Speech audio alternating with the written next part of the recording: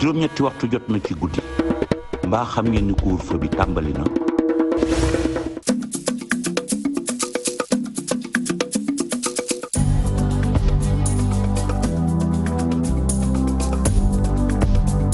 Madame, Monsieur, bonsoir et bienvenue dans le 20h de la TFM. Dans l'actualité de ce jeudi, quelles seront les conditions de la reprise de l'école en juin? Entre risques sanitaires et programmes chamboulés, les acteurs ne sont pas tous rassurés. Qui retournera en cours et pour combien de temps? Au préalable, l'inspection d'Académie de Dakar demande une désinfection des établissements scolaires. En ce qui concerne l'enseignement supérieur, les instances décisionnelles se concertent sur le programme de reprise des cours dans les universités. Selon Cheikh Oumar Anne, le ministre de l'Enseignement supérieur, toutes les dispositions seront prises. Violation de l'état d'urgence dans le secteur du transport. Les auteurs d'infractions risquent désormais jusqu'à 5 ans de prison accompagnés d'une forte amende. Le ministre des Transports terrestres et des Infrastructures annonce une enveloppe de 100 milliards pour le secteur du transport affecté par la pandémie. La question de l'immunité collective divise les spécialistes en santé publique. Laisser le virus toucher 60 à 70% de la population, développer des anticorps pour créer une immunité populationnelle, est-ce réaliste? Certains pays en Europe l'ont adopté avant de se raviser devant la déferlante du Covid-19. Doit-on prendre ce risque au Sénégal? Beaucoup de sachants n'y sont pas favorables. Occultées par la frénésie du coronavirus, 600 femmes ont perdu la vie des suites d'un accouchement au Sénégal depuis le diktat du corona. L'alerte est donnée par l'Association nationale des sages-femmes d'État. Selon la présidente, la mortalité maternelle est tout aussi dangereuse que le Covid-19. Elle dénonce aussi le manque d'équipement de protection des sages-femmes face à la pandémie.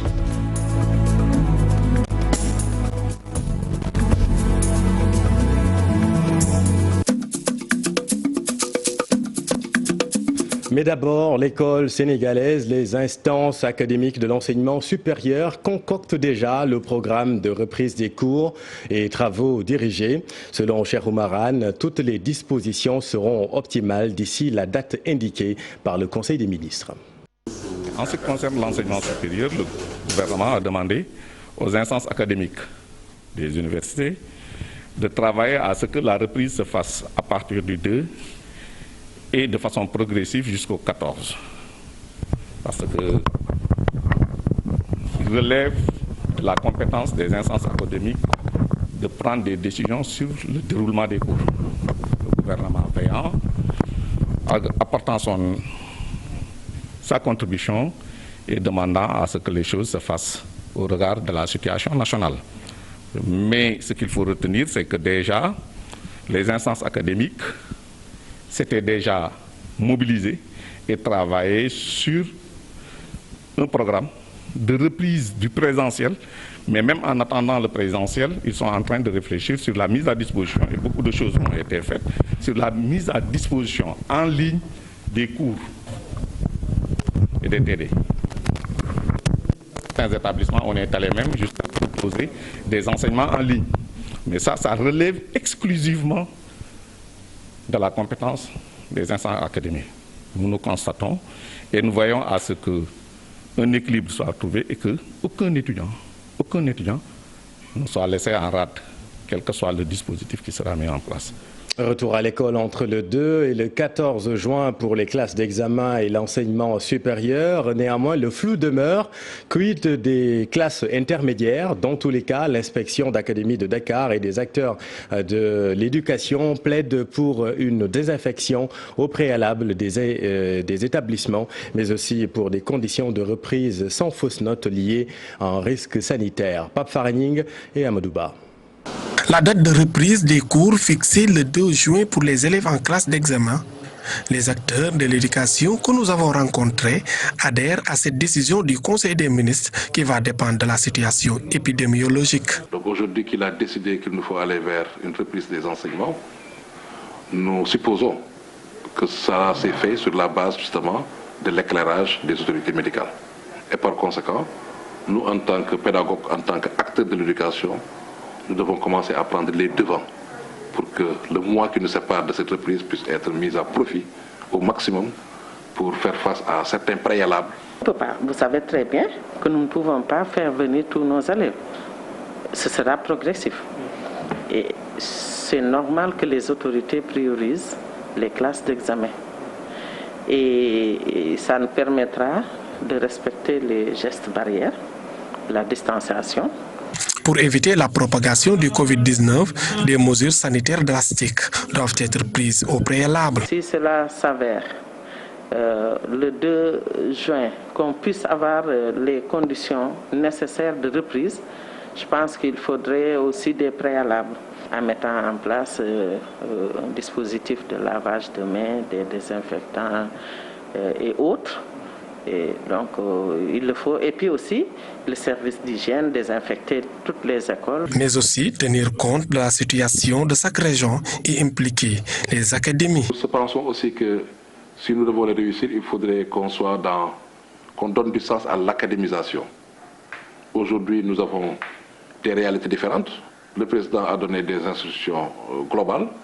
Il faudrait, en fonction des réalités pluviométriques, géographiques, sociologiques de chaque zone, que les autorités locales puissent avoir la possibilité d'être suffisamment responsabilisées pour évidemment opérationnaliser cette mesure-là. En attendant, les services du ministère travaillent sur la mise en place d'un comité élargi pour réussir la réouverture progressive des classes d'examen. Ils ne veulent surtout pas porter préjudice aux élèves des classes intermédiaires.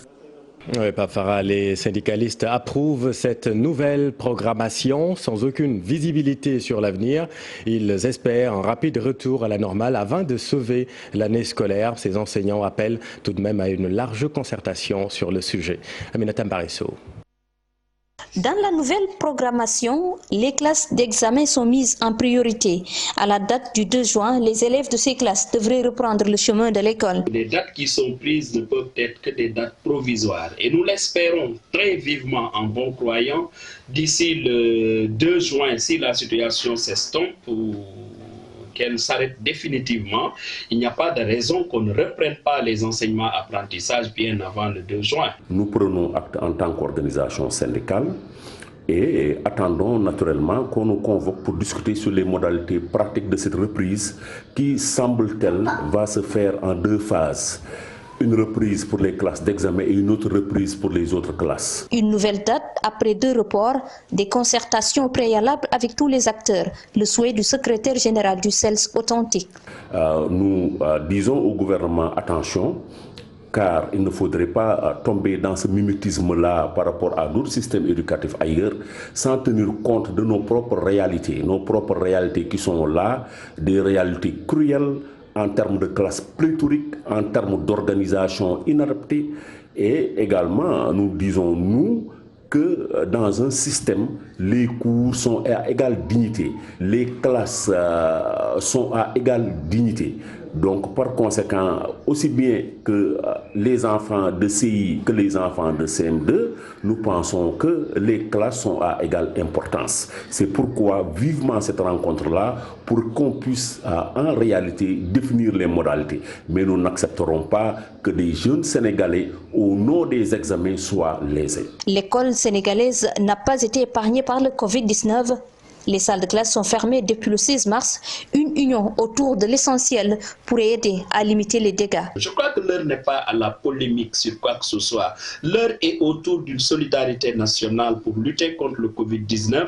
Et à partir de ce moment, nous allons prendre les meilleures décisions avec le gouvernement du Sénégal en ce qui concerne le secteur de l'éducation et de la formation. Une reprise progressive à partir du 2 juin. Cette reprise devrait également s'étaler dans le supérieur, suivant les recommandations issues des différentes académies. Merci Aminata. Durcissement des sanctions en cas d'infraction dans le domaine du transport dans le cadre de l'état d'urgence devant le non-respect des mesures édictées concernant l'arrêt du transport interurbain. Les chauffeurs risquent désormais jusqu'à 5 ans de prison accompagnés d'une forte amende. Le ministre Omar Youm a rencontré aujourd'hui les acteurs du transport. Une enveloppe de 100 milliards de francs CFA est dégagée pour les entreprises affectées par le Covid-19. Ousseynou Thiam, Ahmadou Bamba Samb. Face aux acteurs, le ministre Oumar Youm annonce une enveloppe de 100 milliards destinée au secteur du transport, dont 5 milliards 250 millions réservés au sous-secteur du transport routier. Sur le segment du transport interurbain, une enveloppe de 450 millions de francs CFA par mois leur a été réservée, 400 millions pour les opérateurs et 50 millions pour les gares. Sur le secteur du transport urbain, nous avons deux grands opérateurs, notamment l'AFTU et Dakar Dem Dikk, qui bénéficient d'un appui respectivement de 500 millions par mois et de 600 millions. Donc AFTU aura 500 millions, soit 1 milliard 500 millions pour les 3 mois, Dakar Dem Dikk 600 millions, les taxis 100 millions, les Ndiaga Ndiaye Car Rapide 100 millions. Ce qui fait un total mensuel de 1 milliard 750 millions qui seront ainsi répartis. Aux chauffeurs qui continuent de violer l'état d'urgence, les sanctions sont corsées. Le projet d'ordonnance qui a été adopté hier est revenu sur les sanctions pour les durcir. Aujourd'hui, les auteurs de ces infractions seront sanctionnés avec une peine d'emprisonnement allant d'1 an à 5 ans, une peine d'amende allant d'1 million à 5 millions sans possibilité de sursis, avec une amende qui ne serait inférieure à 1 million. Donc je pense que ça, sur le plan pénal déjà, la sanction est suffisamment forte et dissuasive. Il restera pour le ministère à prendre des mesures administratives pour mettre en fourrière et à la casse tous les véhicules qui ont été utilisés dans le cadre de la commission de ces infractions. Mais aussi les auteurs, c'est-à-dire les chauffeurs qui vont utiliser les véhicules, verront leur permis de conduire confisqué et annulé. Aux acteurs du sous-secteur informel du transport, notamment les Jakarta, le ministre annonce une rencontre avec ses collègues de l'artisanat et de la jeunesse pour voir comment prendre en charge cette catégorie sociale dans les différents programmes de résilience économique et sociale. Merci Ousseynou. Et puis le Sénégal a-t-il enregistré un 10e décès lié au Covid-19? Non, selon le ministère de la Santé et de l'Action sociale. L'homme décédé ce matin à l'hôtel Le Virage figurait certes parmi les contacts suivis, mais le ministère affirme que les résultats des tests effectués jusqu'au 29 avril, donc hier, sont tous revenus négatifs. Par ailleurs, 51 nouvelles contaminations sont rapportées aujourd'hui. Voici la directrice de la santé, le docteur Marie-Khémesse Ngom-Ndiaye. Sur 1161 tests réalisés, 51 sont revenus positifs, soit un taux de positivité de 4,39%. Les tests positifs sont répartis comme suit.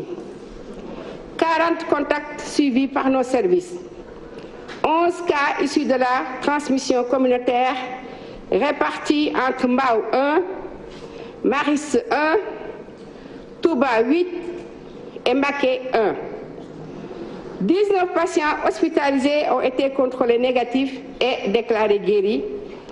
Dalal Jam 7 guéris, Touba 5, Ziguinchor 3, Fann 3 et Diamniadio 1.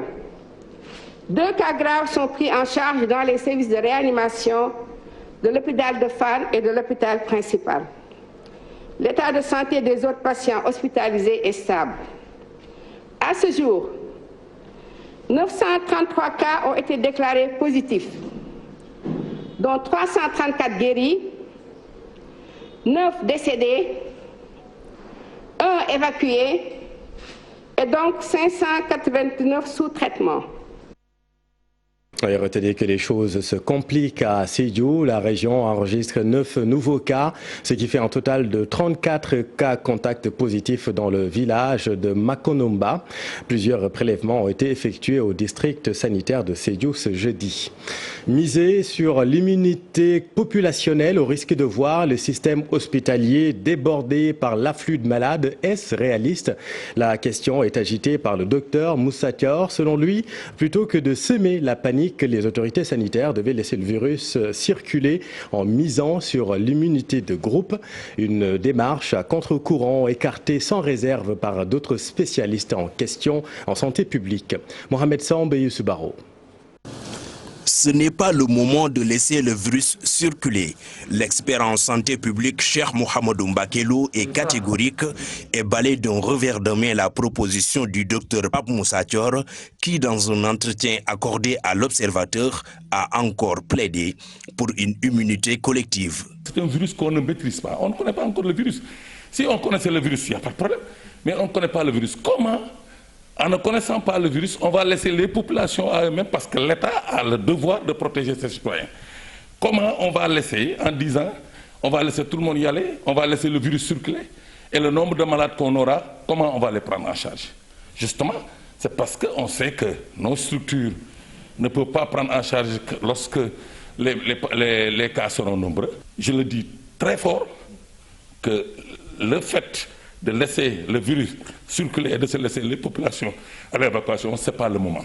La stratégie de l'immunité collective causerait plus de dégâts au Sénégal, avertit le docteur Seyneboulo, urologue à Saint-Louis. Il y a des pays qui l'ont essayé au début, comme le Royaume-Uni, comme les Pays-Bas, mais ça n'a pas donné assez de résultats. Et vu le taux actuel de létalité à travers le monde, ce serait vraiment quand même un peu catastrophique de le faire parce qu'on aurait eu plus de morts que de personnes qui soient protégées. Nos deux spécialistes insistent plutôt sur le respect des mesures barrières pour endiguer d'abord le virus avant d'envisager sa libre circulation. Prendre en charge les malades, essayer de repérer tous les cas contacts, les cas asymptomatiques et de les tester et de pouvoir les traiter. Lorsque toutes les populations auront compris qu'il faut les mesures barrières, qu'ils le feront normalement, en ce moment, on peut effectivement décongestionner, laisser, parce que les mesures seront là pour barrer la transmission. La thèse du docteur Thior, battue en brèche par beaucoup de spécialistes en santé publique, qui lui rappelle l'exemple de la Grande-Bretagne. À noter, Mohamed, qu'un pays comme la Suède adopte cette stratégie avec un résultat plutôt mitigé. À ce jour, la Suède compte 2400 morts. Ici au Sénégal, dans le nombre de cas de Covid-19, une prééminence des femmes est constatée. Il y a plus de femmes contaminées que d'hommes. L'Association nationale des sages-femmes d'État réclame plus de protection pour les sages-femmes. Selon la présidente, parallèlement au Covid et dans un concert de silence, 600 femmes perdent la vie en la donnant depuis le début du coronavirus. Alassane Ba et Amadou Ba. L'alerte est de la présidente nationale de l'association. Les sages-femmes ont besoin de protection en cette période de pandémie. La plupart des moyens ont été mis dans la prise en charge des personnes positives et dans les centres de traitement. Tout en oubliant que maintenant que nous avons ces chiffres de transmission communautaire et de comprendre que les femmes, la majeure partie des personnes infectées sont des femmes et c'est des femmes en âge reproductif. Mais également, dans le cadre dans cette situation de transmission communautaire, des femmes enceintes sont infectées et elles doivent venir consulter dans nos services, elles doivent venir également accoucher dans nos structures et malheureusement les sages-femmes étaient laissées en rade depuis le début de cette pandémie. La mortalité maternelle tue plus que le Covid-19 selon Bigué Bambouch, raison pour laquelle elle réclame une part très importante du fonds de riposte contre le Covid-19 pour la santé de la mère et de l'enfant. Selon les chiffres au Sénégal, nous perdons 4 femmes par jour. Et si on évalue depuis le début de cette pandémie, ce serait aux environs de 600 femmes qui seraient mortes des suites d'un accouchement. Donc c'est pour vous dire que combien il est important qu'il y ait cette discrimination positive. Autre doléance, un recrutement massif de sages-femmes diplômées et bien formées pour mieux lutter contre les décès maternels et néonatals. Des essais thérapeutiques encadrés de l'utilisation de l'artémisia, c'est l'une des décisions majeures de la rencontre de différents spécialistes du médicament. La direction de la pharmacie et du médicament, dans une démarche inclusive, a associé d'éminents scientifiques pour voir dans quelle mesure peut-on utiliser l'artémisia sans effet secondaire sur le patient. Yérim Banik Diop, directeur de la pharmacie et du médicament, au micro de Dissa Prera et Youssou Baro. Et les grandes décisions sont allées vers des essais thérapeutiques encadrés. Des essais thérapeutiques encadrés, c'est-à-dire l'utilisation de cette artémisia, mais dans un cadre bien maîtrisé au niveau des centres de traitement, mais encadré également avec beaucoup de paramètres, parce que quand même, en peu de temps, on a pu se documenter. On a pu se documenter rapidement et on sait que cet artémisia-là contient en dehors des dérivés de l'artémisine, des terpènes, des flavonoïdes qui pourraient avoir une action anti-inflammatoire, entre autres. Mais il n'y a pas de preuve scientifique pour dire que c'est un médicament contre le Covid. Et dans ce cas, donc, il faut l'utiliser, mais en l'accompagnant pour bien évaluer le rapport bénéfice-risque. C'est dans ce cadre. Et puis vous le savez, la promiscuité marchande favorise la flambée du virus. Des jeunes volontaires issus de plusieurs quartiers de Thiès Nord apportent la conscientisation dans les marchés et autres quartiers reculés de Thiès, le tout sous la férule des autorités locales. Charente Diop, c'est la tire. Le maire de Thiès Nord sonne l'alerte. La recrudescence de cette pandémie inquiète les populations comme les autorités locales. L'heure est à la mobilisation, selon le maire Lamine Diallo. Il faut que nos populations comprennent que c'est du sérieux. C'est du sérieux. Là où les grandes puissances ont des difficultés et aujourd'hui assistent quand même à des milliers de morts par jour, ce n'est pas le Sénégal qui n'a pas de moyens. Si aujourd'hui le nombre explose, nous serons confrontés à un problème de prise en charge. Nos hôpitaux ne sont pas prêts pour recevoir autant de personnes. Donc c'est pourquoi aujourd'hui, pour parer à cela, il faut que nos populations respectent ces gestes de barrière, respectent les mesures d'hygiène. Les fronts sont multiples. Des jeunes de Thiès Nord, encadrés par des éléments de la Croix-Rouge de Thiès, sont en alerte sur l'ensemble de la commune de Thiès Nord pour combattre le coronavirus. Nous avons scindé la commune Thiès Nord en 10 zones et dans chaque zone, il y aura une équipe de jeunes, une trentaine, plus 6 superviseurs, dans tous les quartiers de la commune Thiès Nord, qui fera quand même les porte-à-porte.